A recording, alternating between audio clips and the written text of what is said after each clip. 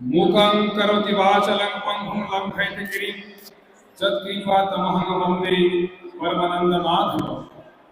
परमदास श्री श्री ठाकुर अनुकूलचंद्र जगत जननी श्री श्री वर्मा परम पूज्यपाद श्री श्री वर्दा वर्तमान सत्संग के प्रधान आचार्य देव इनके श्री चरणों में कोटि कोटि प्रणाम अर्पण करते हुए आज इस महाराष्ट्र के महासत्संग में महाराष्ट्र में भारत के दूर दराज से पधारे हुए मेरे माताओं बहनों भाइयों सभी को आनंदित जय गुरु।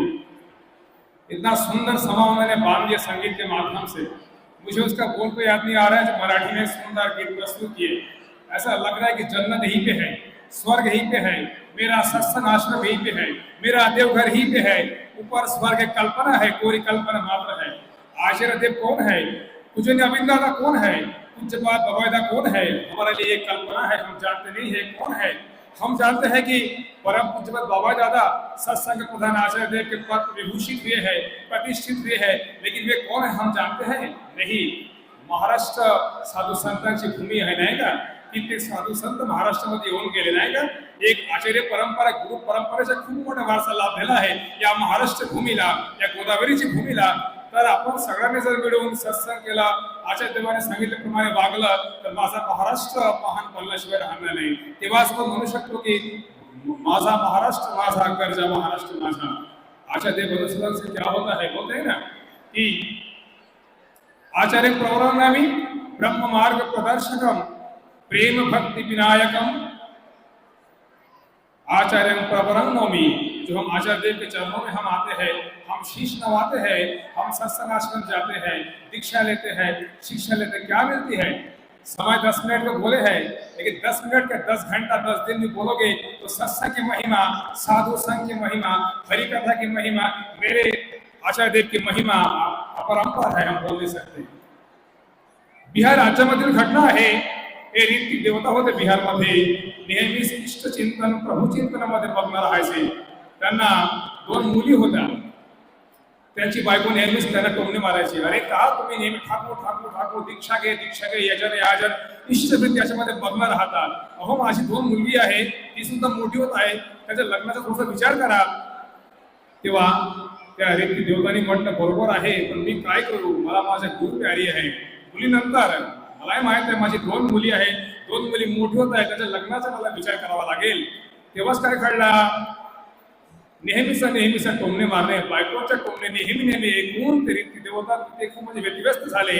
त्यांना वाटलं काय करावा, मी भगवंताचे इतकं कर्म करतो, ठाकूरांना तो चंद्र जे माझ्या सम्मुख आहे, माझे गुरुदेवता, माझे इष्टदेवता आहे, माझे परमपिता पुरुषोत्तम आहे, ज्यांच्या चरणी मी माझं सर्वस्व अर्पण केला, आता मला काहीतरी करावं लागेल।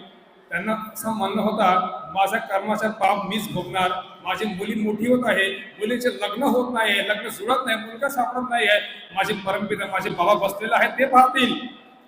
पण पत्नी काय केलं तेव्हा, तुम्ही जाणं गुरुकडे, तुमचे गुरुजी दयामय आहेत ना, ज्याप्रमाणे भगवान कृष्णांनी सुदामांच्या झोली भरून दिला त्याचप्रमाणे तुमचं सुद्धा झोली रिकामा राहणार नाही, माझा परम विश्वास आहे। आणि या नादापोटी ते रीती देवता एकदा ठाकूर सम्मुख गेले। ठाकूर सम्मुख जाऊन, तुम्हाला माहित आहे ना, सत्संग आश्रम मध्ये आपण जातो, प्रणाम करतो, क्या हुआ, क्या सवाल है तुम्हारा, दादा ऐसा ऐसा हुआ, फलाना फलाना मेरी समस्या है, ऐसा करो ऐसा करो ऐसा करो, जवाब मिलता है। रीति महोदय के आचार्य देव के सम्मुख, ठाकुर जी के सम्मुख में, ओ ठाकुर जी मेरी 2 जवान लड़की है, बड़ी उम्र है। तबाक से आंसर आया, अरे मुझे तुलसी के पत्ते से भरा हुआ 2 बुरी लाके दे दी। रीती देवता ते गेले, माझी 2 मुली मोठी होत आहे, जवान झालेल्या माझी मुलगी, लग्नाच्या मला म्हणजे विसर पडलेला आहे तुमचं इष्टकर्मामुळे, म्हणून तुमच्याकडे मी दाद मागायला आलो, तुमच्याकडे मी साथ घ्यायला आलो की माझ्या मुलींचा काय होईल। 2 मुली आहे, प्रणाम करून उठून बोलणं सुरू करेल, निवेदन सुरू करेल, तेवढाच अरे तुझ्या मुलीचे लग्न सोड, मला तुलसीचा रोपटांनी भरलेला 2 पोते आणून दे। काय करणार रीती महोदय, ते सुद्धा भक्त वत्सल, ते सुद्धा म्हणजे भगवत भक्त होते। त्यांनी म्हटलं, अहो ठाकुर जी जैसी आपकी आज्ञा, मैं निकलता हूँ। अब मन में सवाल है, मेरी 2 लड़की बड़ी हो गई, चंद्रकला की तरह मेरी लड़की भी बड़ी हो गई, शादी के लिए कोई लड़का नहीं मिल रहा है, क्या करूँ। और पत्नी की चिंता, एक और मेरे ठाकुर जी परम दयाल परम दातार, दूसरे मेरे घर की मेरे धर्म पत्नी जो हमेशा तीखा तीखा तीखने बाण तीखने सवाल करती रहती है। इसमें क्या हुआ, वो ठाकुर जी का सतनाम बीज मंत्र जप करते हुए, नाम जपन करते करते हुए, जैसा मीराबाई ने नाम जपन करते हुए कृष्ण के प्रेम को रसपान किया, कृष्ण के प्रेम को पाया, अपने अंदर भुनाया, ठीक उसी प्रकार से ऋतिक महोदय ठाकुर जी का बीज नाम जप करते बस में निकल पड़े बिहार के दूर दराज में। कहां से तुलसी के पत्ते से भरा हुआ दो बोरा मैं मेरे परम दयाल के चरणों में अर्पण कर सकता हूँ। मन में चिंता है, अरे घर में जाऊंगा, धर्म पत्नी है ना, क्या हुआ बेटी का, कहाँ लड़का है। ऐसे करते करते बिहार में खोजते खोजते एक खेत मिला, सुंदर सा खेत। खेत के मालिक बोला, दादाजी आपकी समस्या है। उन्होंने विस्तारित रूप से बोला की मला माझे परमदयाळ ठाकूरजींनी तुळशीचं पानांनी भरलेला 2 पोतं आणायला सांगितला।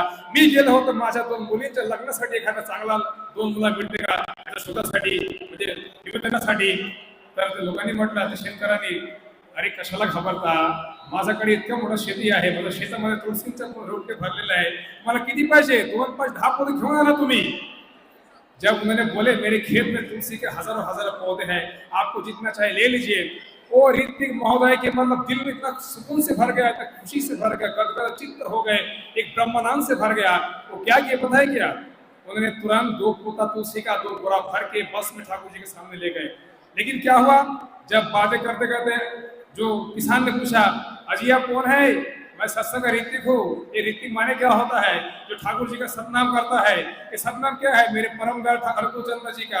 किसान बोलते, हाँ, मैंने ठाकुर अनुकूल चंद्र जी का नाम जरूर सुना हूँ, मैं भी इसी नाम से दीक्षित हूँ।